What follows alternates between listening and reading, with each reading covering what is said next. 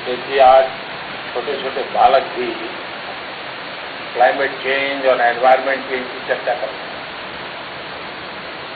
अब मेरे मन में एक सवाल है कि सचमुच में क्या चेंज हुआ है। हम अपने आप से पूछें। आपने देखा होगा कि हमारे गांव में जो बड़ी आयु के लोग होते हैं, 70, 80, 85, 90 साल के लोग, तो सर्दियों में अगर आप देखेंगे तो वो अक्सर कहते हैं कि पिछली बार से इस बार सर्दी ज्यादा है। ऐसा कहते हैं ना। एक्चुअली सर्दी ज्यादा नहीं है, उनकी उम्र बढ़ने के कारण उनकी सहने की शक्ति कम हो गई, इसलिए उनको सर्दी ज्यादा महसूस होती है। तो परिवार के जो बुजुर्ग लोग हैं वो कहते हैं, भाई तो पिछली बार इतनी सर्दी नहीं थी, इस बार सर्दी ज्यादा है। वैसे ही ये क्लाइमेट चेंज नहीं हुआ है, हम चेंज हो गए, हम बदल गए हैं, हमारी आदतें बदल गई, हमारी आदतें बिगड़ गई और उसके कारण पूरे पर्यावरण का हमने नुकसान किया। अगर हम बदल जाएं तो वो तो बदलने के लिए तैयार ही है। ईश्वर ने ऐसी व्यवस्था रखी है कि संतुलन तुरंत हो जाता है, लेकिन अगर उसकी पहली शर्त है मनुष्य प्रकृति से संघर्ष न करे, मनुष्य प्रकृति से प्रेम करे, पानी हो, वायु हो, पौधे हो, हर एक के साथ।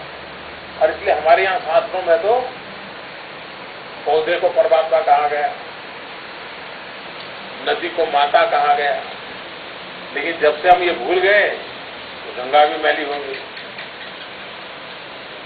प्रकृति के प्रति और हमारा देश कैसा है, देखिए, हम पूरे ब्रह्मांड को अपना परिवार मानते हैं, पूरे ब्रह्मांड। और ये हमें बचपन से सिखाया जाता है। बहुत से परिवार ऐसे होंगे जहां बच्चों को सिखाते हैं कि सुबह जब बिस्तर से नीचे उतरोगे, पैर जमीन पर रखोगे तो पृथ्वी माता से माफी मांगो कि हे पृथ्वी मां, मैं पैर रखता हूं, आपको दर्द होता होगा। वैसे संस्कार शुरू होते कि नहीं होते? हम बालक होते हैं तो हमारी मम्मी हमें क्या कहती है, देखो ये चांदा है ना, ये चांदा तेरा मामा है। कोई रिश्तेदारी है क्या? लेकिन वो सिखाते हैं चांदा तेरा मामा है। ये सूरज है, बोले तेरा दादा है। कहते कि नहीं कहते? ये चीजें हमें सहज रूप से, ये पर्यावरण की शिक्षा हमारे सहज जीवन में थी, लेकिन पता नहीं ऐसा बदलाव आया, अपना सब बुरा है, इतना हमें मार ठोक करके दिमाग में भर दिया गया है और उसके कारण हमारी हालत हो गई है। मुझे अभी नागपुर के मेयर मिले थे, मैं पिछले दिनों नागपुर गया, तो नागपुर के मेयर ने मुझे बहुत बढ़िया बात बताई। उन्होंने कहा कि वो पूर्णिमा की रात को स्ट्रीट लाइट बंद कर देते हैं, स्ट्रीट लाइट बंद करते हैं और शुरू में बोले हमने प्रयोग किया 2-3 घंटे के लिए स्ट्रीट लाइट बंद कर देता। तो पहली बार और लोगों को हमने घोषणा की चलो चांदनी रात है, सब लोग बाहर आइए। तो 2-3 घंटे तक मेले जैसा माहौल रहा, सब लोग घर से बाहर रहे, लाइटें बंद थी, चांदनी का लोग मजा रहे थे। लोगों ने अपने घरों में भी बिजलियां बंद रखी चांदनी का आनंद लेने के। आप में से बहुत बच्चे ऐसे होंगे, मैं अगर पूछूं आप में से कितने हैं जिन्होंने सूर्योदय देखा है?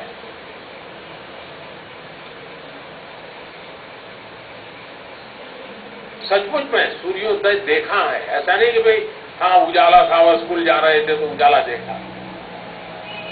कितने हैं जिन्होंने सूर्यास्त देखा है? कितने हैं जिन्होंने चांदनी रात को भरपूर चांद देखा है? देखिए, आदतें हमारी चली गई है, हम प्रकृति को के साथ जीना भूल चुके हैं और इसलिए प्रकृति के साथ जीना सीखना पड़ेगा। और वो मुझे बता रहे थे भैया कि नागपुर में हमारी बिजली का खर्चा कम हुआ है, 2 या 3 बार शायद हो चुका था तब तक, और लोगों को मजा आने लगा है। पूर्णिमा की रात को जब पूर्ण चांद होता है तो 2-3 घंटे लोग चांदनी रात में बाहर निकलते हैं। मैंने उनको सुझाव दिया, मैंने कहा ऐसा एक काम करो, चांदनी रात को हर मोहल्ले में एक स्पर्धा करो। तो अंधेरा होना चाहिए, चांदनी की रोशनी होनी चाहिए, और मैंने कहा सब लोग स्पर्धा करो, सुई में धागा परोना, चांदनी के प्रकाश में। सबको मजा आएगा, अबाल वृद्ध सब खेलेंगे, जिसका धागा जाएगा पता चलेगा उसकी आई साइट कैसी है, चांदनी की रात का मजा लेगा। आप लोग करेंगे? पक्का करेंगे? करने के बाद मुझे चिट्ठी लिखेंगे। मैं विश्वास करूं, सारे देश के बच्चों से विश्वास करूं। आप मुझे बताइए, चांदनी रात को भी अगर 2-3 घंटे बिजली बंद रखी, स्ट्रीट लाइट बंद रखी, पर्यावरण की सेवा होगी कि नहीं होगी? चांदनी का मजा आएगा कि नहीं आएगा? पर्यावरण से प्यार बढ़ेगा कि नहीं बढ़ेगा? प्रकृति से प्रेम होगा कि नहीं होगा? यही तो करना चाहिए। तो सहज रूप से किया जा सकता है। तो बहुत बड़ी बड़ी चीजें न करते हुए भी हम इन चीजों को कर सकते हैं।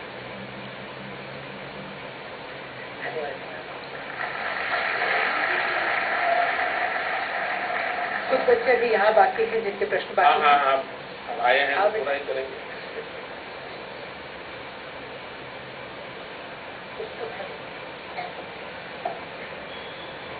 Namaskar, Honorable Prime Minister Sir. I am Priya Chaturvedi from Rajkiya Pratibha Vikas Vidyalay, Dwarka, New Delhi. Sir, is politics a difficult profession in your opinion? How do you handle stress and work pressure so well? पहले तो politics को profession नहीं मानना चाहिए। उनको हो रहा है तो भाई को भी करो। पॉलिटिक्स को प्रोफेशन नहीं मानना, इसे एक सेवा के रूप में स्वीकार करना चाहिए। और सेवा का भाव तब जगता है जब अपनापन होता है। अपनापन नहीं होता तो सेवा का भाव नहीं जगता है। एक बहुत पुरानी घटना है। एक 5 साल की बालिका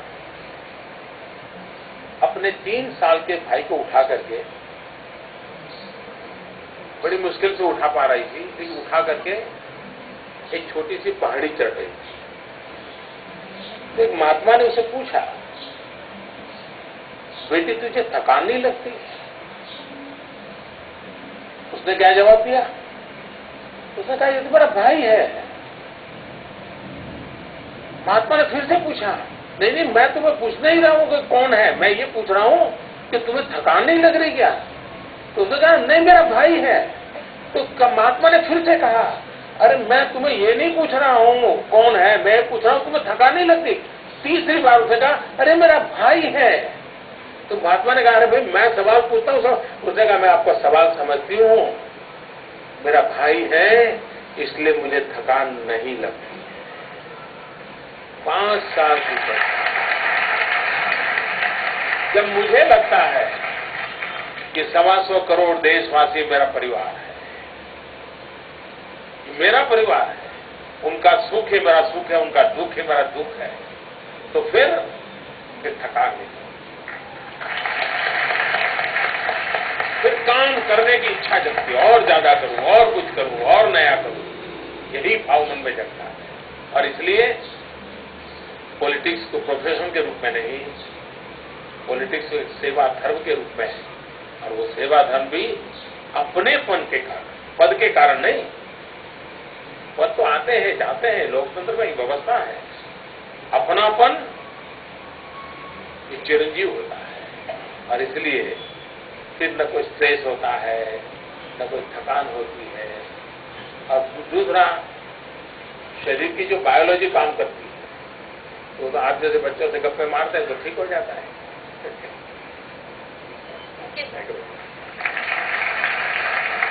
अगला सवाल